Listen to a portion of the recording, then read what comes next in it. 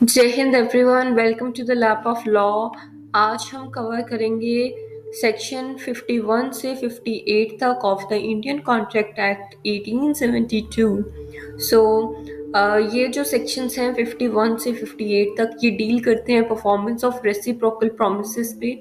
Reciprocal promises क्या होते हैं? मैंने आपको प्रॉमिस किया कुछ करने का, आपने उसके बदले मुझे एक्सचेंज में कुछ और करने का प्रॉमिस किया। फॉर एग्जाम्पल मैंने कहा कि मैं आपको वीट डिलीवर करूंगी, 1 kg वीट डिलीवर करूंगी। आपने प्रॉमिस, उसका रेसिप्रोकल प्रॉमिस क्या किया कि मैं आपको उसके लिए पे करूंगा। So this is reciprocal promises. अब ये प्रोमिसेस क्या है? मतलब अगर एक प्रॉमिस आप परफॉर्म कर रहे हो तो दूसरा प्रॉमिस भी बाइंड है परफॉर्म होने के लिए, नहीं तो वो रेसिप्रोकल प्रोमिसेस अवॉइडेबल हैं। ओके, सो फर्स्ट सेक्शन देखते हैं 51 number section. Promisor not bound to perform unless reciprocal promisee ready and willing to perform. इसमें क्या बताया गया है कि अगर प्रॉमिसर तब तक वो काम करने से बाउंड नहीं है, करना ही उसको ऐसा नहीं है कि करना पड़ेगा जब तक रेसिप्रोकल प्रॉमिसी जो है वो रेडी हो और विलिंग हो परफॉर्म करने के लिए। फॉर एग्जांपल आप एक शॉप पे जाते हैं और आप वहां पर कहते हैं कि मुझे ये खरीदना है, एक्स प्रोडक्ट खरीदना है, तो वो आपको ये सेल करने के लिए बाउंड नहीं है शॉपकीपर, जब तक आप उसे उसके लिए पे करने के लिए रेडी और विलिंग नहीं है। सो ये क्या है? रेसिप्रोकल प्रोमिसेस का परफॉर्मेंस है। एक होगा तभी दूसरा होगा। सो इसके की टर्म्स दिखते हैं। Reciprocal promises: no promisor need to perform his promise unless promisee is ready and willing to perform his reciprocal promises। Illustration भी देख लेते हैं। ए और बी ने कॉन्ट्रैक्ट किया एक साथ कि ए बी को गुड्स डिलीवर करेगा, बी को डिलीवरी पे पैसा देना है, ठीक है, पे करना है उन गुड्स के लिए। यहाँ पर रेसिप्रोकल प्रोमिसेस क्या होगा? ए को बी को गुड्स डिलीवर करने की जरूरत नहीं है जब तक बी रेडी और विलिंग ना हो उन गुड्स के लिए पे करने पे। ओके, बी को पे करने की जरूरत नहीं है जब तक ए उसे डिलीवरी नहीं कर देता गुड्स की। Okay, so this is illustration. अब हम मूव करते हैं सेक्शन नंबर 52 की तरफ, जो भी है order of performance of reciprocal promises. इसमें क्या है, कभी कहता है कि जैसे एग्जांपल दिया था मैंने आपको कि वो पहले सेल करेगा या आप पे पहले करेंगे, तो जिस हिसाब से कॉन्ट्रैक्ट में फिक्स किया जाता है उसी तरीके से परफॉर्मेंस उसी ऑर्डर में होंगे। तो फर्स्ट जो प्रॉमिस किया जाता है कॉन्ट्रैक्ट में वही ऑर्डर परफॉर्मेंस का भी होगा, ठीक है। So promises are to be performed is expressly fixed by the contract. Contract में ही ये फिक्स किए जाएंगे, और अगर ये फिक्स नहीं है तो नेचुरल ऑर्डर को ही मान लिया जाएगा। ओके, फॉर एग्जाम्पल ए और बी का कॉन्ट्रैक्ट होता है कि ए बी के लिए हाउस बनाएगा एक फिक्स्ड प्राइस पे। ए जो है वो प्रॉमिस, जब तक वो हाउस का परफॉर्म नहीं करता उसे बनाने का, तब तक बी को पैसे देने की जरूरत नहीं है। ओके, ए को बी से पैसे लेने के लिए पहले उसका घर बनाना पड़ेगा। This is contract. उससे पहले वो पैसा नहीं मांग सकता। ये कहाँ दिया हुआ है? सेक्शन 52 में। Okay, moving to next section. Section liability 53, liability of party preventing event on which the contract is to take effect। इसमें क्या होता है कि जो पार्टी है वो चाहती नहीं कॉन्ट्रैक्ट इफेक्ट में हो, मतलब वो कॉन्ट्रैक्ट हो सके, तो इसमें क्या करते हैं, रेसिप्रोकल प्रोमिसेस होते हैं कॉन्ट्रैक्ट में।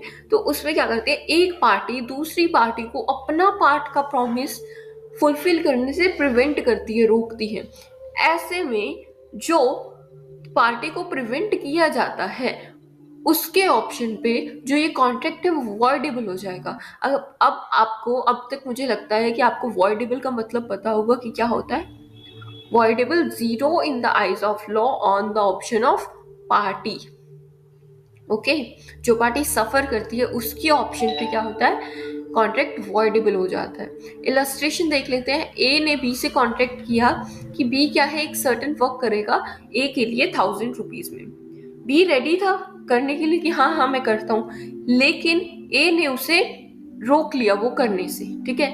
इस पे क्या होगा, कॉन्ट्रैक्ट वॉइडेबल हो जाएगा at the option of B, B की ऑप्शन पे। And if he elects to rescind it, he is entitled to recover A's compensation for loss which he has incurred by its non-performance. ए ने B ने ए को कहा कि मैं काम कर देता हूँ, ए कहता है जरूरत ही नहीं है, ठीक है। बी क्या करेगा, कॉन्ट्रैक्ट को वॉइडेबल कर देगा। और अगर ऐसा नहीं होता है कि वो कहता है कि हाँ अभी नहीं बाद में करेंगे, या टाइम वेस्ट करवाता है बी का, तो ए को कॉम्पनसेशन देना पड़ेगा बी को, जो उसके नॉन परफॉर्मेंस के कारण हुआ, क्योंकि उसका तो टाइम वेस्ट हुआ ना। तो इसके लिए क्या देना पड़ेगा, ए को कॉम्पनसेशन देना पड़ेगा। सेक्शन नंबर 54 क्या कहता है, effect of default as to that promise which should be the first performed in contract considering of reciprocal promises। क्या है, डिफॉल्ट में जो पहला काम करना है, लाइक क्या होता है, फॉर एग्जाम्पल अपने पहले इलस्ट्रेशन देखते हैं, काफी सारी इलस्ट्रेशन की गई हैं, तो लास्ट वाला देखते हैं। A promises B to sell 100 bales of merchandise to be delivered next day and B promises A to pay for them within a month। A ने B को प्रॉमिस किया कि वो एक प्रोडक्ट है उसके 100 बेल्स देगा अगले दिन, और बी ने ए को प्रॉमिस किया कि वो 1 महीने के अंदर अंदर उसे पे कर देगा। लेकिन क्या हुआ, ए डिलीवर ही नहीं कर पाया as per his promise. B को भी पे करने की जरूरत नहीं है, ए मस्ट मेक कंपनसेशन। अब ए की गलती है ना, तो उसे क्या करना पड़ेगा, कंपनसेशन देना पड़ेगा, जिसके कारण जिसकी गलती है उसे ही कंपनसेशन देना पड़ेगा। सो इसमें ये बताया गया है जो प्रॉमिस पहले होना था वो अगर नहीं हुआ तो उसके इफेक्ट में ही दूसरा जब प्रॉमिस नहीं होता है तो क्या है, डिफॉल्ट हो जाता है। Okay, so this was section 54। अब चलते हैं सेक्शन 55 पे। Section 55 of the Indian Contract Act 1872।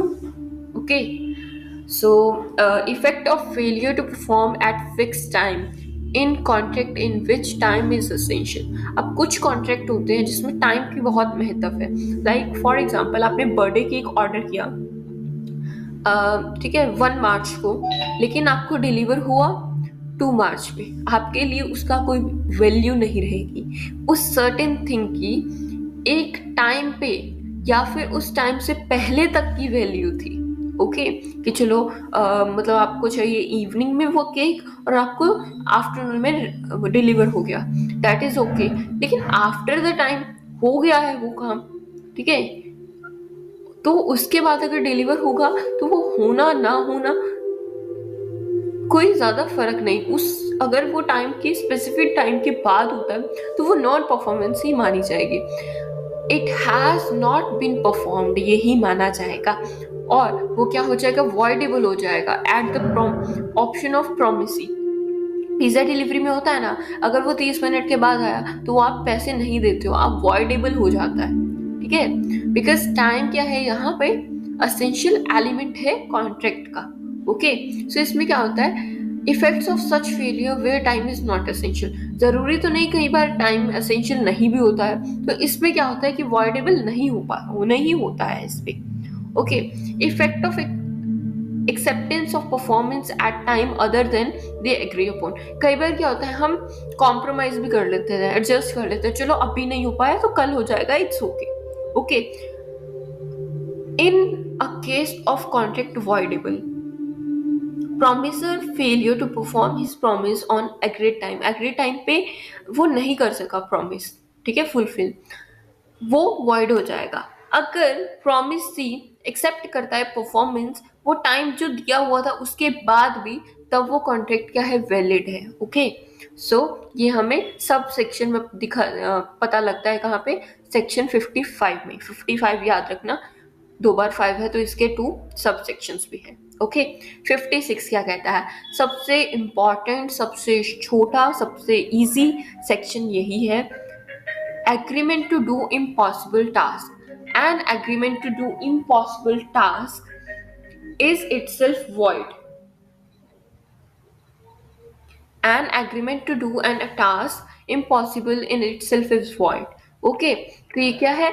अगर कोई इम्पॉसिबल टास्क है, मान लो कोई मर चुका है, ठीक है, अ पर्सन इज डेड, कोई कहता है कि उसे जिंदा कर दो, दैट इज इम्पॉसिबल, इस पे कोई एग्रीमेंट नहीं हो सकता। तो ये हमारा सेक्शन नंबर 56 कहता है।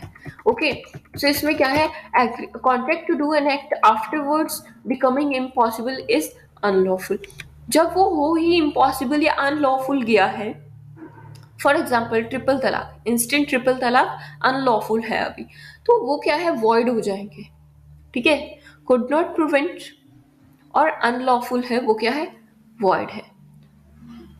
Compensation for loss through non performance of act known to be impossible और अनलॉफुल, इसमें क्या होता है कि प्रॉमिसी को पहले नहीं पता था कि वो एक्ट क्या है, इम्पॉसिबल है या अनलॉफुल है, उस पे क्या है, such promiser must make compensation to such promisee for any loss which such promisee sustained from the non-performance of promisee.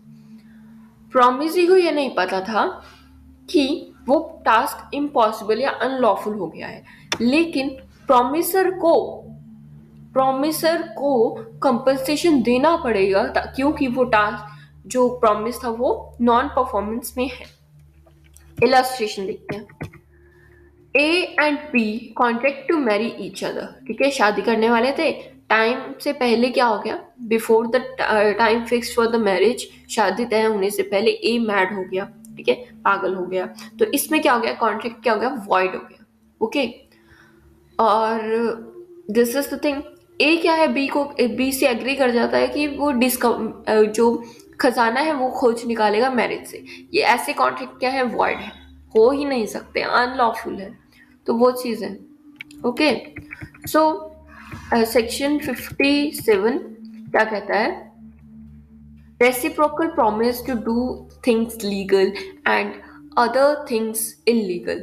इसमें क्या है, रेसिप्रोकल प्रॉमिस है, आधा तो वो लीगल है कॉन्ट्रैक्ट, आधा इलीगल है, तो उसमें क्या होता है, फर्स्टली सर्टेन थिंग्स क्या है, लीगल है, सेकेंडली क्या है, कुछ थिंग्स जो है इलीगल है, फर्स्ट सेट ऑफ प्रोमिसेस जो हैं वो क्या है, कॉन्ट्रैक्ट है, लेकिन जो सेकंड सेट ऑफ प्रॉमिस है वो क्या है, वॉइड एग्रीमेंट है। अब पहले मुझे ये बताइए कि एग्रीमेंट और कॉन्ट्रैक्ट में क्या डिफरेंस होता है, कमेंट सेक्शन में लिखिए। एग्रीमेंट और कॉन्ट्रैक्ट में ये डिफरेंस होता है एनफोर्सिबिलिटी ऑफ लॉ की, ई बाय एल का डिफरेंस होता है, मतलब लॉफुल, लॉ से जब हम उसे इन्फोर्स करवा सकते हैं तब वो कॉन्ट्रैक्ट होता है, जब वो इलीगल है तो हम उसे कॉन्ट्रैक्ट को इन्फोर्स नहीं करवा सकते, इसलिए क्या है, वो एग्रीमेंट है। ठीक है, और वॉइड इसलिए क्योंकि इलीगल है, और इलीगल थिंग्स का आप एग्रीमेंट कर नहीं सकते हैं। इलस्ट्रेशन देखते हैं। ए क्या है, बी से एग्री करता है अपना घर बेचने के लिए 10,000 रुपये में, लेकिन ये शर्त रखता है कि अगर वो जुआ खेलने के लिए उस गैम्बलिंग हाउस की तरह उसको यूज करेगा तो उसे क्या है, 50,000 रुपये देने पड़ेंगे उसी हाउस के लिए। तो जो फर्स्ट सेट ऑफ प्रॉमिस था कि वो 10,000 में उसको सेल कर रहा है बीच, वो क्या है, कॉन्ट्रैक्ट है, लेकिन सेकेंड सेट है जो अनलॉफुल ऑब्जेक्ट है, ऑब्जेक्टिव क्या है उसका, अनलॉफुल है, जुआ खेलना क्या है, इलीगल है, तो वो हाउस क्या पता वो गैम्बलिंग के लिए यूज करे, तो ये सेकेंड वाला क्या है, वॉइड एग्रीमेंट है। ओके, सो अभी आज की वीडियो का लास्ट सेक्शन रह गया है 58, alternative promise one branch being illegal.